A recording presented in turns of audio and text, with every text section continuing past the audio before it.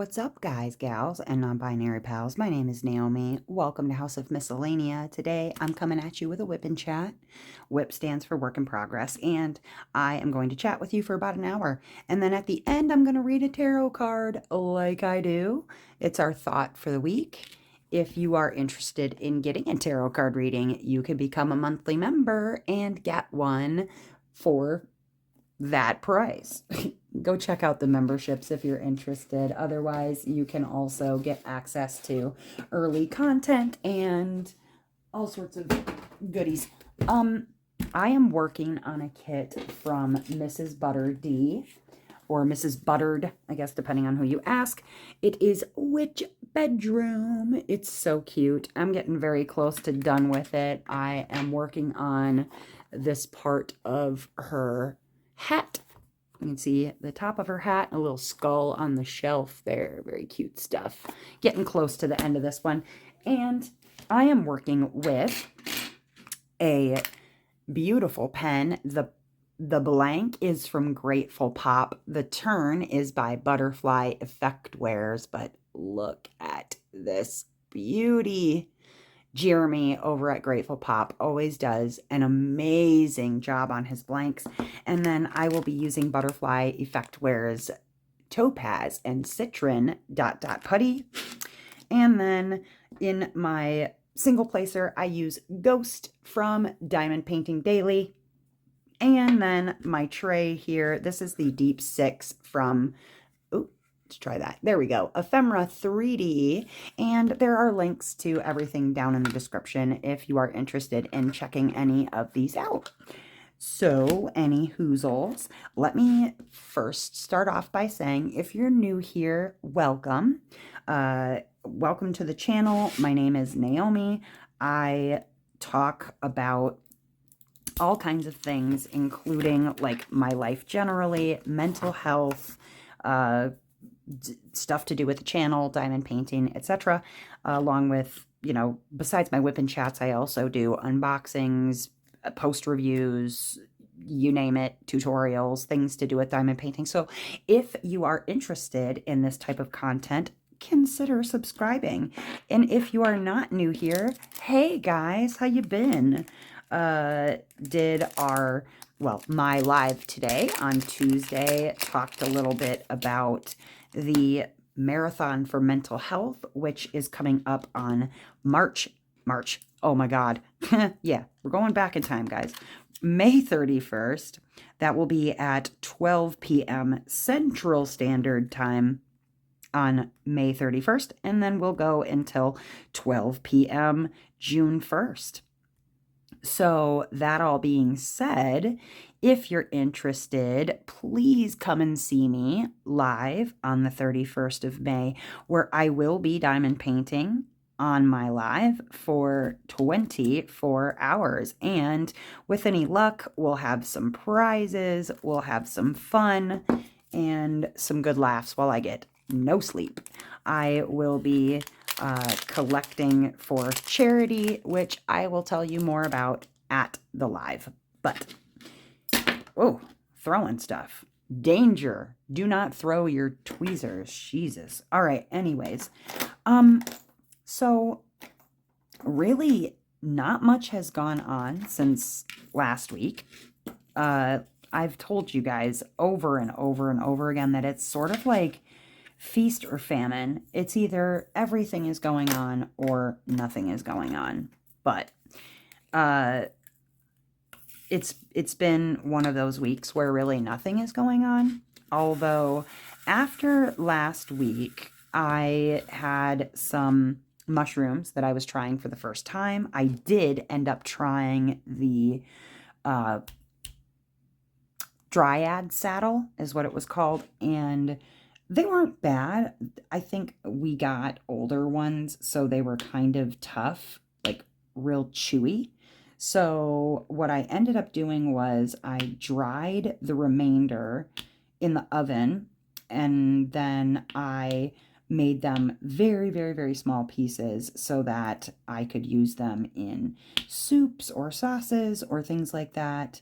Very kind of, I would say it was like a It had a sort of meat-ish flavor, like a pork or a chicken, but it was really woody.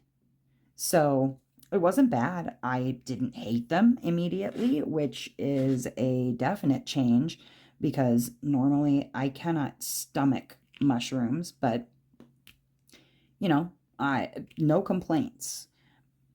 Spring has officially sprung in Wisconsin. I will pop up a beautiful picture of just a random, flowering hedge that I go past every day that I'm walking beans. But the problem with spring is just like last year, the places that I walk for, around the blocks in my neighborhood, there is a little family of red-winged blackbirds that are, well, come about this time of year, they start getting really incredibly territorial. One in particular last year, if you recall, would attack me and peck me in the back of the head. Well, guess who's back? I have a little video to show you, so check this out. Okay, here's this blackbird, right? And every day I walk past the same place and this blackbird's waiting for me.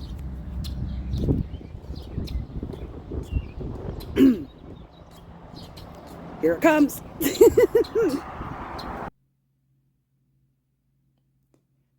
Well, what'd you think about that? Freaking birds, man. I don't know if I insulted this bird in a past life or if somehow I was walking Bowie the first time that it happened. I happened to be walking by myself when I took the video, and still, I must have done something to these birds in a past life, or I cussed them out in a bird language that I'm not aware of or something, because they had it out for me, man. I'm telling you. So, yeah, it's like, okay, what do I do? Do I just decide to fully go out of my way and cross the street so that I don't come anywhere near the tree that very obviously they're nesting in, or just keep wearing a hood and hoping for the best? I mean, they're not hurting me. You know what I mean? Like it was more or less because I was wearing my hood. It was like a tap to the back of my head when it did hit me the first time when I was out with Bowie. So it doesn't like hurt or anything, but it's not my favorite thing to have a bird peck me in the back of my damn head. So I don't know. What would you do if it were you? Would you just full on cross the street? Would you, just say, hey, I'm a human, you're a bird, I'm going to do whatever the hell I'm going to do? What do you do? I don't know. What would you do? You tell me in the comments. The other thing that I've noticed, it's been, aside from today, which was really, really cold and rainy, I had to turn our heat back on, which I hate doing because, like, it's nice out. You know what I mean? Generally in May, but it dropped. Like right now, I think it is 45 degrees Fahrenheit outside, if it's that, if it's even that warm. It got really cold overnight in the house, and before the live today, I couldn't help it. I turned the heat back on. I feel like a sissy pants, but I couldn't concentrate. Like I couldn't string together a thought because I was so cold, like down into my feet would not warm up. My hands were so cold that I couldn't even make them work. It, not fun, not a lot of fun. And so it started raining today, and then it's supposed to rain for the next couple of days. Well, our river has been pretty low, and I've noticed that we have a pod of pelicans, or a group of pelicans, that every year they pretty much gather in the same area in our river. Well, now the river is very low, and so last year they didn't stick around for very long because the river was so high. I think it's like just harder for them to hunt or fish or whatever in their groups because they I described before, they circle up and then they dip their head in the water, and that's how they fish together. I'm getting a drink. But they're back this year. Here's a picture. And I think it's because the water level is very low, which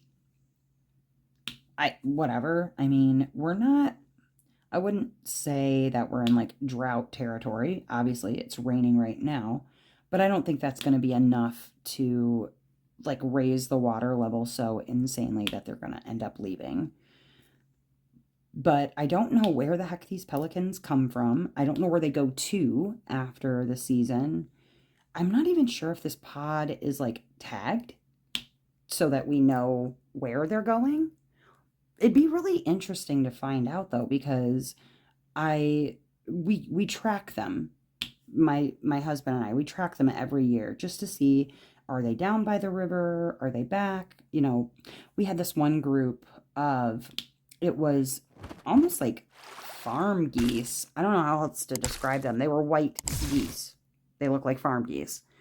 Not Canadian geese. I know what a Canadian goose looks like. They were just white geese. And for the longest time, they were collecting in this one little like wetlands area that we have. And then they just, one day they disappeared. It was almost like, I don't know, they were there for a couple of weeks and then off they went. And there again, I don't know if they were just, they ended up there after a really bad storm. So I'm trying to figure out, like, maybe they were from a farm or something and they just wound up at that particular area in the wetlands, and maybe the farmer had them tagged or something and was able to track them down. I don't know. It's very weird because, like I said, just out of nowhere, they vanish. They're gone. So, I mean, clearly they didn't vanish into thin air. I'm assuming that either A, if they were farm ducks, like, or farm geese, like actual farm geese, that they might have been located missing or whatever, or they just flew off to do whatever geese do in spring. I don't know. Haven't really seen any baby geese yet, which is unfortunate because I do like the baby geese. It's also funny because, you know, the Canadian geese, they're really territorial, so they'll run at you, like full tilt boogie run after you. And, you know, if you're anywhere near their nesting areas, what have you. So, but I do like to look at the babies because babies are so cute. You know what I mean? That's my favorite part of spring, is the babies.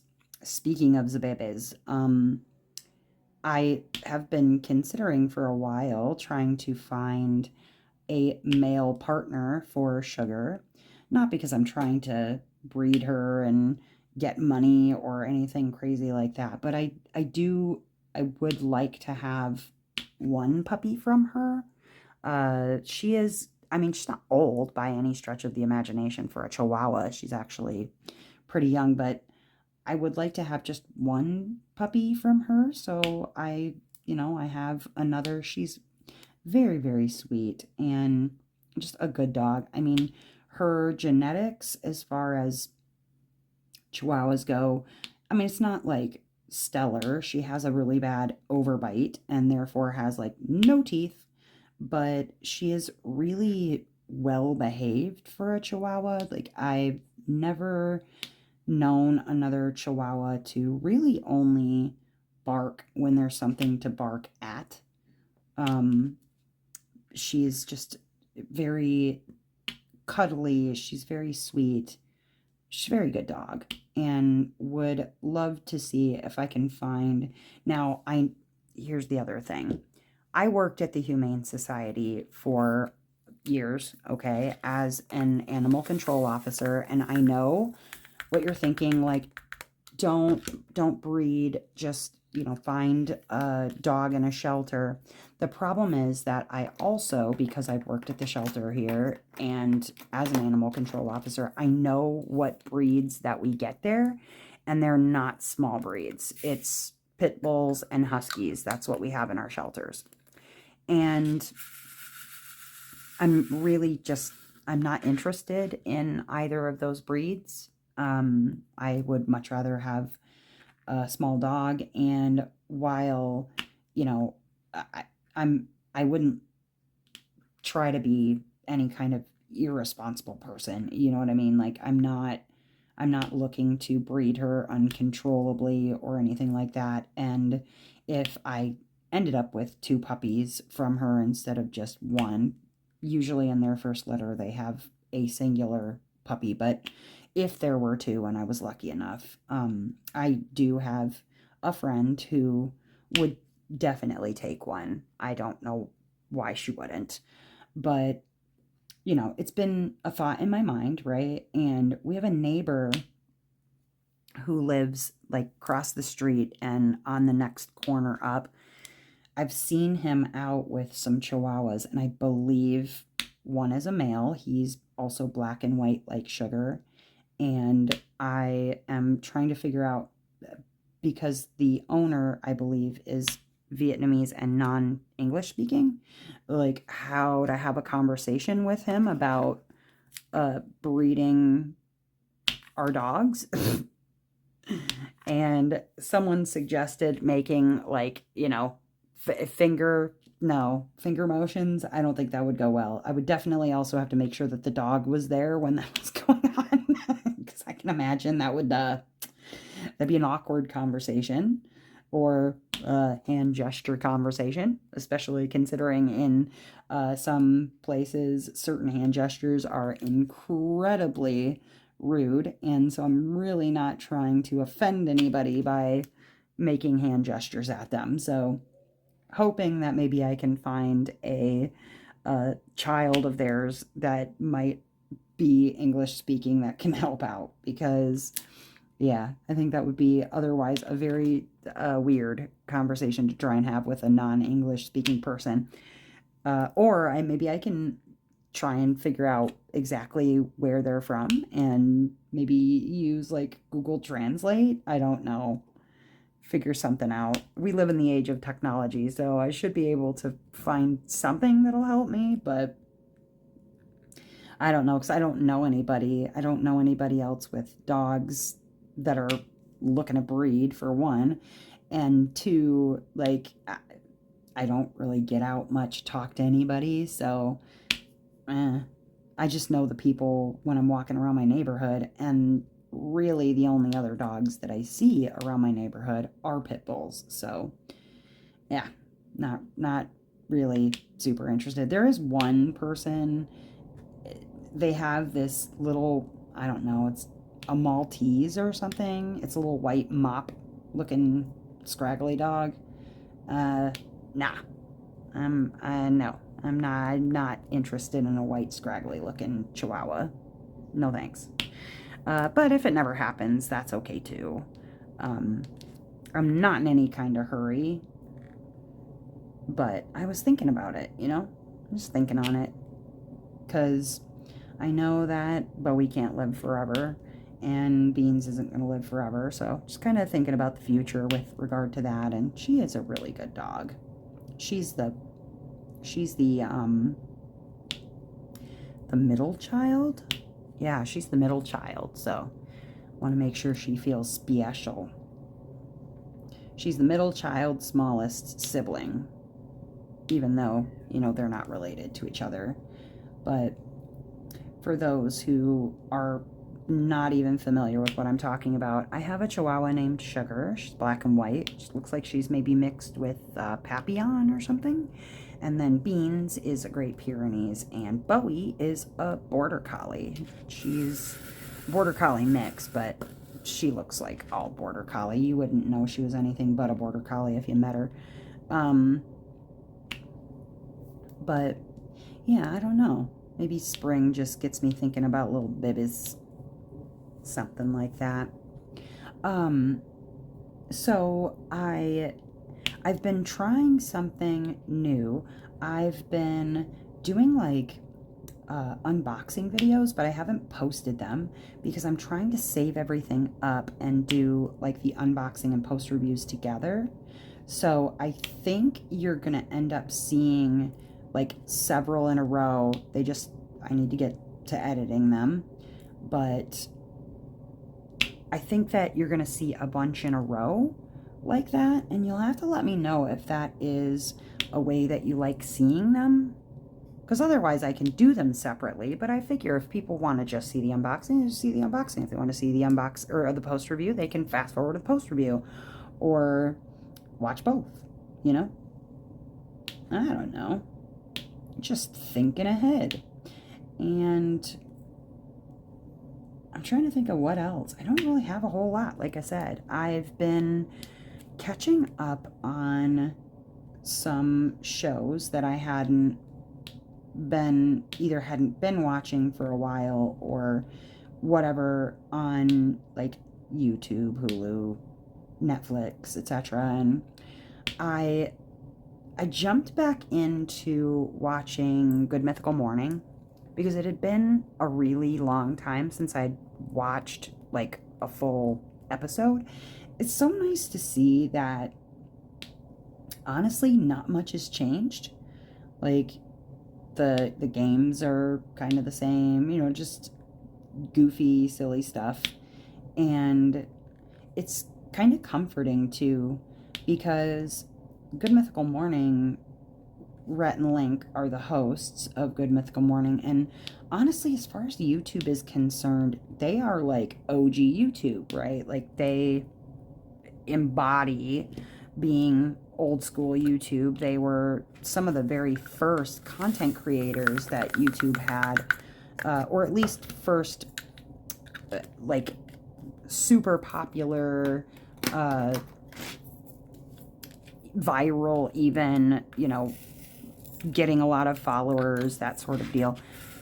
They were really the first. So, anyway, just for fun, really, I had been watching Good Mythical Morning and kind of catching up on that. The newest season slash series finale of A Handmaid's Tale has been releasing, and I've been keeping up on that too. It sucks because I generally like to wait and then just watch a season of something as it's like released, right? The whole thing. I don't like to wait and watch an episode at a time. So that's been kind of just agitating, I guess, because I'm watching it in like real time as it releases on Hulu, and I hate waiting. It's really good though. I suppose the only issue with regard to Handmaid's Tale is like one, if there are very sensitive topics in A Handmaid's Tale, very hard to deal with topics, and I think that, you know, if it's not something that a person has a good history with, it's probably not a good show to watch. Also, politically, it can feel a little too real sometimes, and that can be freaky. But I also think the message is very important in the show, and so, you know, I've been watching that. What else have I been up to? Hanging out with Dustin, really.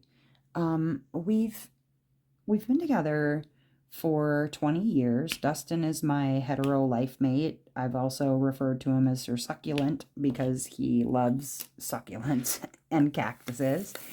And, you know, summer is usually the time where he and I kind of reconnect with each other because, you know, with both of us, our love language is not in like, it's not necessarily, and I'm sorry, I'm going to go there a little bit. It's not a super sexual, hypersexual relationship. We're both older. I'll be, well, wait, hold on. I just turned 44 in December. So, 44 and a half. He's younger. He's 41, about to be 42 in July. And so it's a different kind of connection that we make now that we're older. We've been together for 20 years. And with regard to both parties, now he is undiagnosed, but all signs point to Dustin is also autistic. He hyper fixates on things just like I do. His love language is more in like gestures than in physical touch. Like we have a very a different kind of bond than most couples do, because it's more important to us to connect with each other on a emotional and mental level than it is for us to be like slobbering all over each other. You know what I mean? And I feel like I know I'm not alone in the way that our relationship is, as far as my peers or people who might watch this channel, in that relationships as you get older, they tend to change, right? They tend to evolve, or it's it's still love. It's still very much love, but it's like it's older and it's wiser and it's slower and it's measured, and I think it's the kind of relationship I feel like that I find to be comfortable, where I think that, in younger years or whatever, I may have been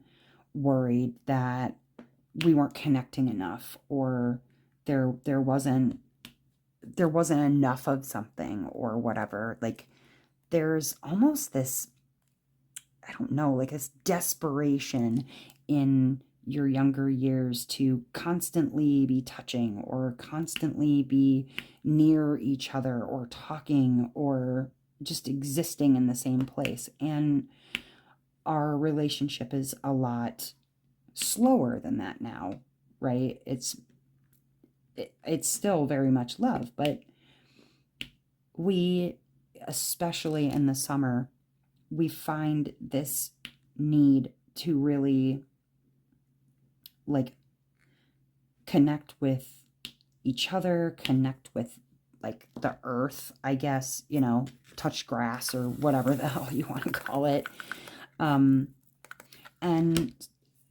I'm like, I count myself fortunate also that I have a relationship like that isn't so frenetic and chaotic and just, I don't know, I don't want to say messy, because all relationships are really messy anyway. Like, I mean, even now, our relationship can be very messy, but it's different. I don't know. I'm sure some of you guys know what I'm talking about with your spouses or significant others.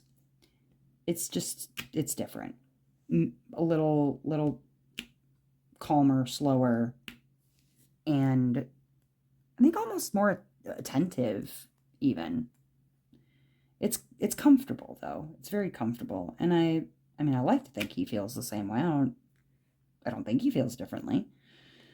But yeah, it's nice to have. It's very nice to have, and I do count myself very lucky for that.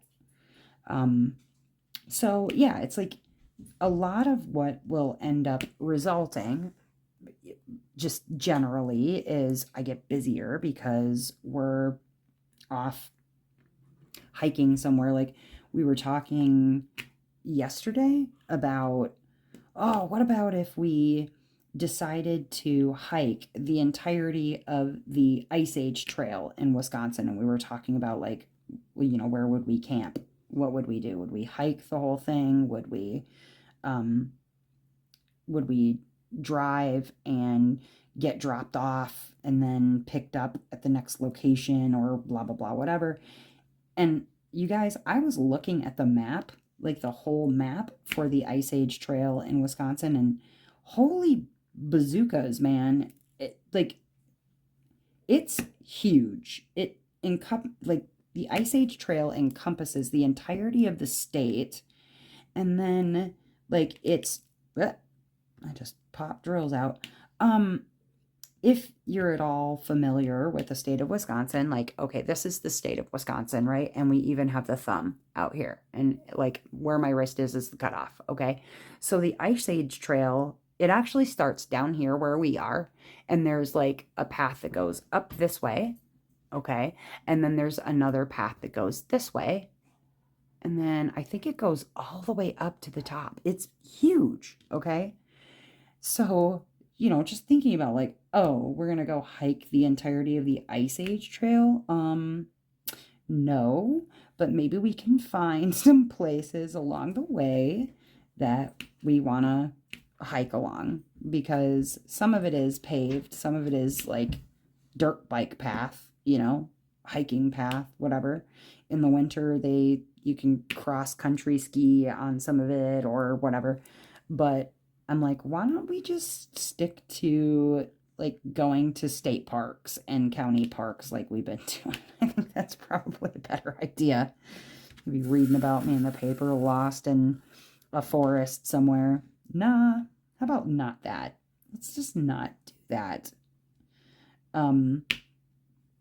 But yeah, so summer and late spring, it really is when things start to, like, we are out of the house as often as we can be in spring and summer in nice weather, just because, we get a few nice months and then all of a sudden we're stuck back inside again for, 6 months, because half the year it's nice and half the year it's garbage. And so, yeah, I'm not trying to waste any time. Like to be out. Yeah, that's really what it's about. But I'll probably have more hikes and things like that. There's one place here in Wisconsin that we've been talking about possibly going to see, and in the 20 years that we've been together and we've known about this place, because, well, it's like a landmark in the state of Wisconsin, we've never been, and that is it's called Cave of the Mounds, and it's this huge cave system, and there are stalactites and stalagmites, and you can take these tours, but it's like, I don't know, the tour is like 30 minutes, if that, okay? And on the tour, you basically walk to, I guess, the back of the cave and, out again. You get to see all the stalactites and stalagmites, but it's not like, you can't just go spelunking, like you're not exploring these caves. You're just going, I think it has to be a guided tour even, because so many people, they go in there and they touch things or they wreck things or whatever. And so I'm pretty sure you have to take a guided tour through it. And that's just not normal for us. And I think like that the price tag, I feel like it's, I don't know, like $30 or something. It's pretty expensive for just basically going into a cave for half an hour and turning back around and going back out.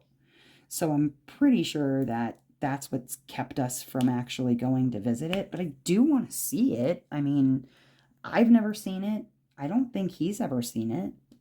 So that may be on the docket at some point. I would love to get some pictures of it, but we've also been talking about going out and playing some miniature golf because we both like miniature golf. There's a place, and I've talked about it before, it's called Wisconsin Dells, and it's very much like a touristy trap for people who come to Wisconsin because there's water parks and there's roller coasters and all kinds of stuff. But there's two really phenomenal mini golf courses there. Nice, like big sized mini golf courses. And it takes you a while to finish a whole 18 hole like round of mini golf there. And so, you know, I think it's like 11.50 or something per person for the first round, and I think it's like $1 less each time thereafter is 10.50, maybe. I don't know. But we go there, we play some rounds of golf, mini golf, and we have a good time. I've never been real golfing. I've been frisbee golfing. I've been mini golfing. But yeah, never any actual like real golfing. I don't really have any interest in real golf. But mini golf, you know, there's like this particular one we go to is called Pirates Cove, and it has like caves and it has all these hills and obstacles and cool stuff. Cool stuff there. So we'll go and play a round of mini golf. I think we're planning on going to play some mini golf before too long, before it gets too busy in the Wisconsin Dells, because like a lot of what you end up doing is waiting for other people to finish their turns or whatever, especially if you got big groups, things like that ahead of you. It's more or less just like sitting there waiting for the last group to finish their round or whatever. So I think if we get up in the area before the water slides and water parks open up when it's like really hot outside, we should be all right. But yeah, it's like making some spring and summer plans outdoors, because like I said, that's about really the only time that you have to be outside and enjoying yourself. So just wanna get the heck out, you know? And if it's not directly into nature, then it is like doing something outside, because that's what we like. What do you usually do in the summer? Like, are you a homebody still? Do you just like want to be in the air conditioning? Do you like the beach? Because I don't enjoy. I have some issues with allergens to salt water. Like, I break out when I go into salt water, and so I don't like beaches.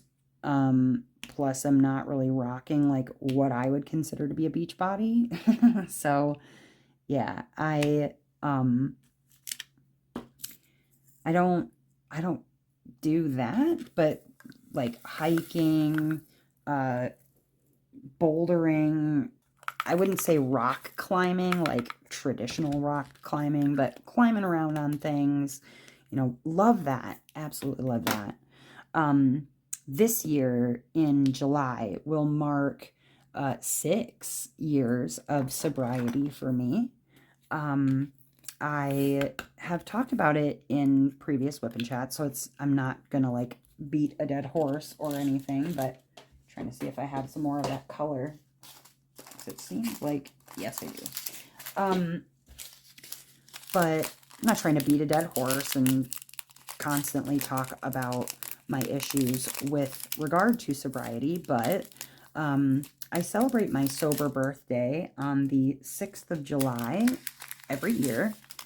And usually what we've done for the past few is like we'll go somewhere and we'll go camping, or cabining, I should say, not camping like traditional camping, because I can't do like laying on the ground in a frickin' sleeping bag anymore. Too old for that.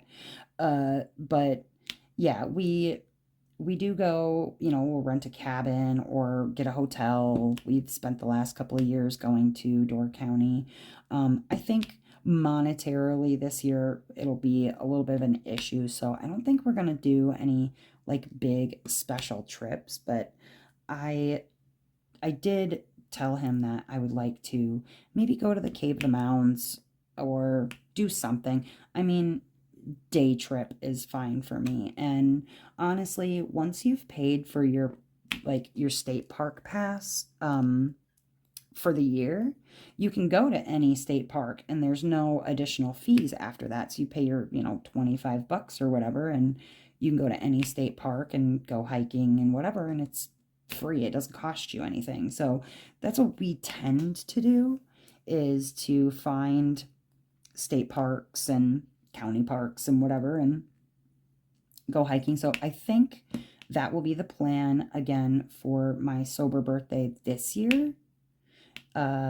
And then probably go find some place to see some fireworks, because I love fireworks. It's weird. I know I'm autistic and I shouldn't like loud noises, but I absolutely love fireworks.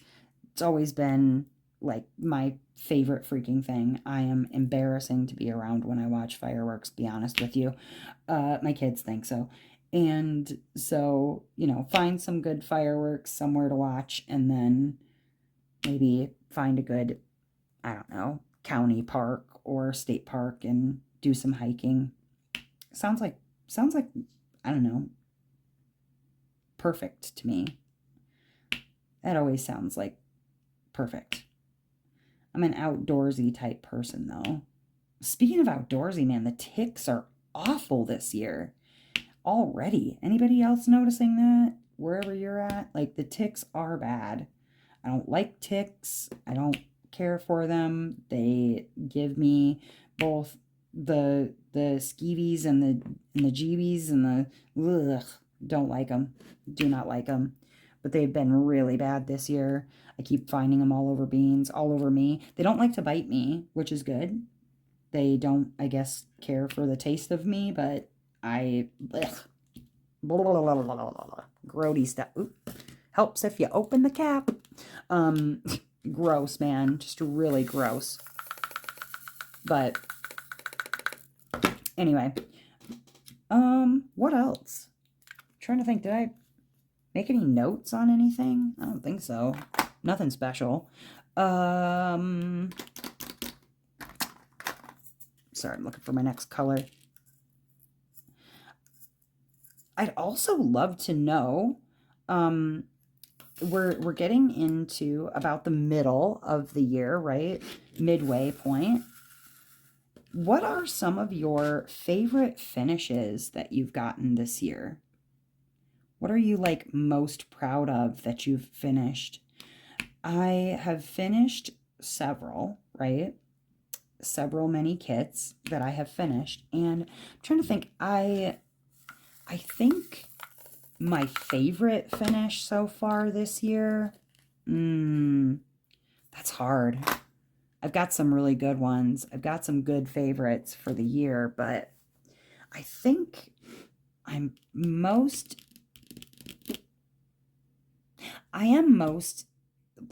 happy about the fact that I've finished a couple of Jaded Gem Shops, like the hybrid version of the Jaded Gem Shops, because, those can be really challenging. I think also Evening Melodies that I finished recently, I'm really pleased with it because it's outside of my usual like comfort zone, wherein I'm usually doing portraits. I'm usually doing some woman in the stars or underwater with fish or a galaxy or rainbows or whatever. But with Evening Melodies specifically, it was a landscape that really spoke to me. I got it to give to my in-laws as a gift, and honestly, it was so unexpected how much I really enjoyed working on that kit. And the result is fantastic. So I think as far as like ones that I'm really proud of, one, because it's a gift, and two, because it was challenging in like the confetti sense. It was big.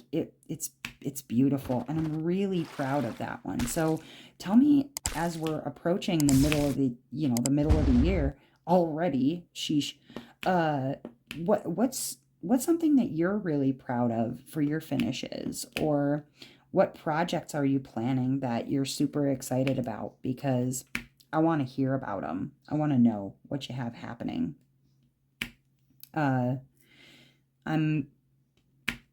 want to also, I missed 3 diamonds on the last color that I just did. Oh, I hate when that happens. Yes, I do immediately go back and try and find them, because otherwise I'll just be staring at it and it will be staring at me and I will be upset. Sorry.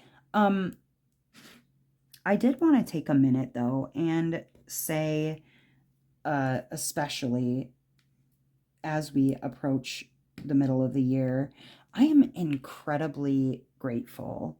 I'm really grateful for the friends that I've made this year. I'm really grateful for the people who, like, you tune in weekly to hear me talk about my pretty much, I don't know, to me, boring life, or that you have supportive things to say, that you are trying to be kind people to each other and to yourselves.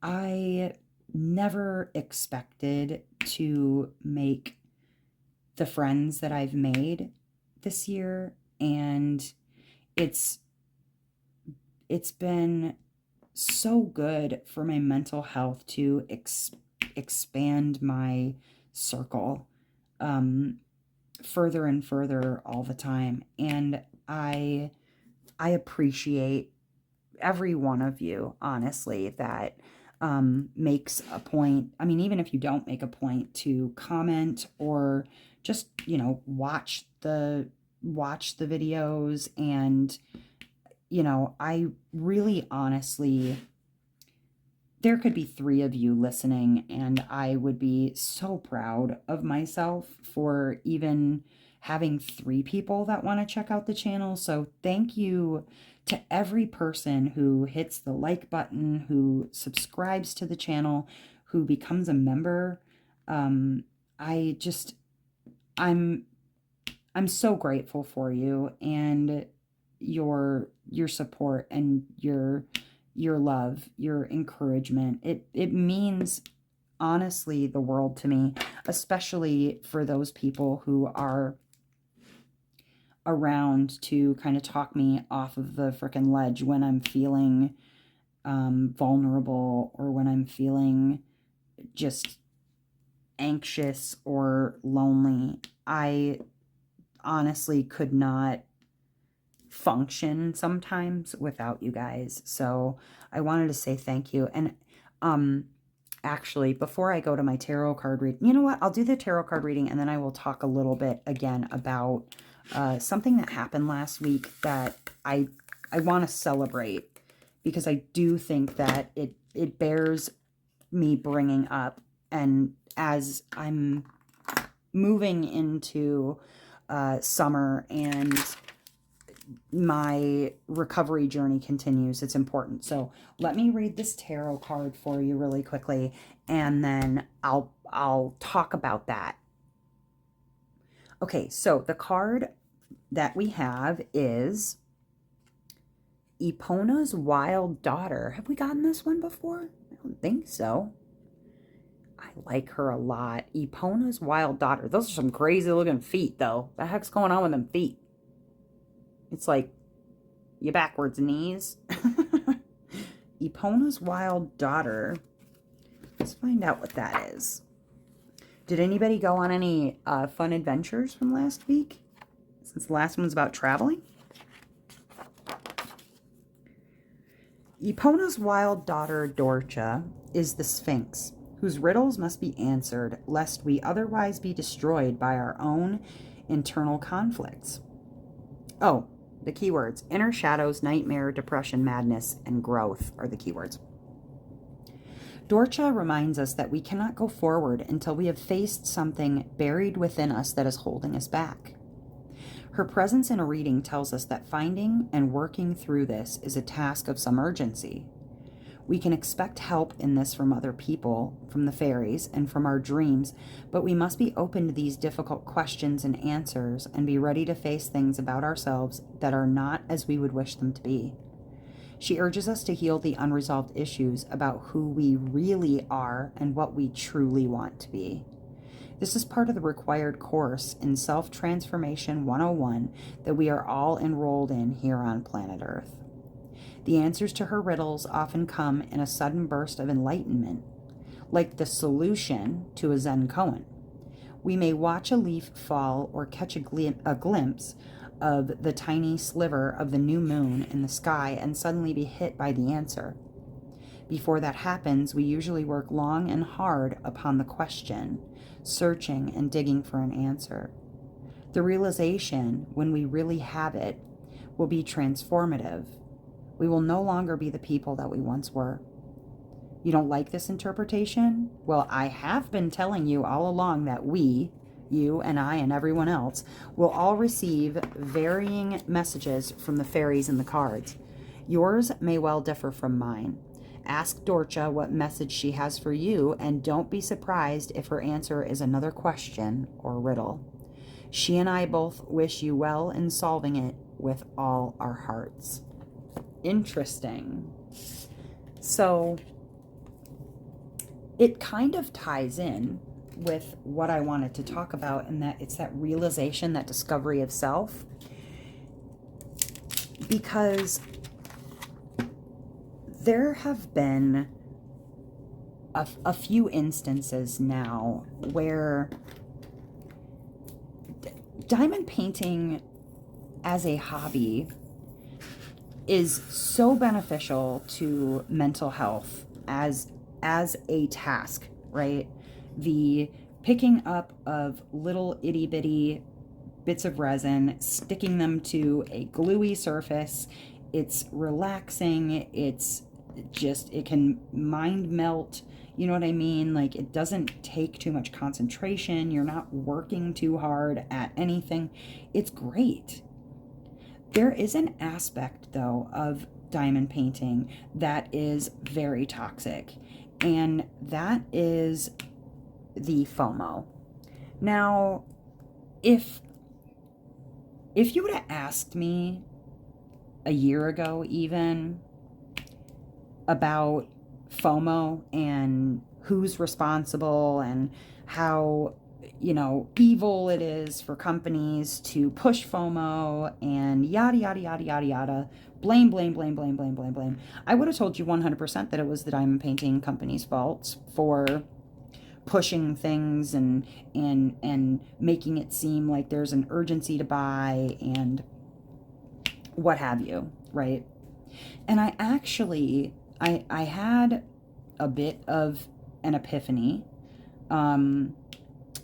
and no, I'm still a growing and a learning person. Thank you, Epona's wild daughter. I'm still a growing and a learning person, but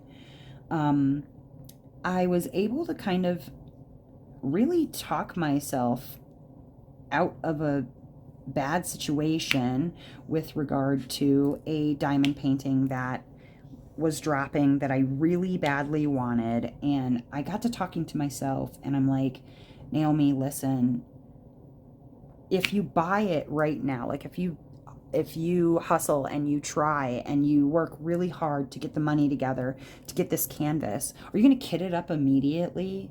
Or can you wait until this thing restocks when you have maybe better funds?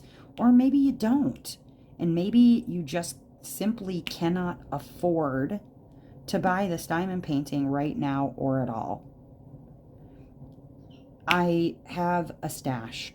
I have a really nicely sized stash, and I should not need to panic, because that's how it can feel, is panic about not being able to get a kit that I really, really want. Now, there's one exception that I feel like I make, and that is for Margaret Morales. You guys know I love Margaret's work, and I collect, like, that's the only artist that I'm like, if I don't get these, right? And those will restock even. I mean, yeah, Diamond Art Club says if you want it, you should buy it because you can't be certain. But I mean, it's Margaret Morales. I'm fairly sure we can be certain that they're gonna restock Moraleses, right? And even other artists, Color Out of Place, Chris Bug, you know, Mrs. Butterdy, Rita Konya, all of it, Miss Holly, those things will restock. But in my mind, I get this panicky feeling. And you know what it's like? It's like addiction. It's exactly like addiction. I'm trying to feed this unseen force, this need to like complete a task or to get that high from buying, that elation, that feeling, right? And I was actually able to, on a kit that I really, really badly wanted, to just sit back and go, you know what? It's okay. Because I'm not going to kit this thing up the minute that I get it. I have all these other kits that I'm planning on working on or that I can work on. So why can't I wait until it restocks? Yeah, I'm a little nervous that it could be some sort of a limited edition and it doesn't. But if it doesn't, it's still not the end of the world. I want it. It's very different from needing it. And when I was in the very worst throes of my addiction to my drug of no choice, I didn't have those options. I didn't have the tools that I needed. Just like gambling, just like drugs, just like alcohol, just like anything, right? It's that need to like build up a happy, to feel elation, to like shopping addiction, but I don't have shopping addiction. And this time, with regard to A Color Out of Place, I was able to resist that feeling and to understand that the onus for really wanting to buy certain diamond paintings is not on the company. It is on me. I am responsible for the way that I react and the way that I feel. And yeah, obvious, right? All of these things are obvious. But it took me really utilizing the things that I've learned in recovery to be able to take that step back and look at it. I've got, I don't know, 150 plus kits in my stash. It's not gonna hurt me to just chill out. And if there's only one artist that I really feel like, no, I really want to make sure that I buy it when it releases. And even then, if I absolutely couldn't make it work, then life goes on. It will restock. I will be able to make it work, or it won't restock and I'll try and get it from D-Stash or whatever. But it does give me something to look forward to buying in the future. And it'll be a little bit more fun to hunt up a little bit, you know? So if you're ever feeling weak and you're ever feeling like, ugh, companies using FOMOs, it's so disgusting, and yeah, it's a marketing tactic, and they know exactly who they're going for. Recovering addicts like me, recovering alcoholics, freaking gambling addicts, or shopaholics, or hoarders, or whatever. They know exactly what they're doing, but they're in the business of making money. You and I, we're in the business of taking care of ourselves, taking care of our kids, taking care of our crap. They're not going to do it for us. So the next time that you're feeling a little weak, just ask yourself, is this something that I'm going to kit up as soon as it arrives at my house? And if the answer is no, and you're feeling really bad because you just don't have money and whatever, just remember that. You probably have at least enough in your stash to make it the 3 to 6 months or whatever it is until it restocks, right? Or maybe you can have a little fun later on trying to hunt it up on a D-stash, right? You guys are amazing, and I know that you are strong and beautiful and wise and wonderful. And thank you to every person who was there to kind of give me a push and say, you're exactly right, Naomi. Keep on that line of thinking. It's your support that helps me to really analyze what I'm thinking, what I'm seeing, what I'm saying, and what I'm doing. And honestly, I am so lucky to have you guys in my life.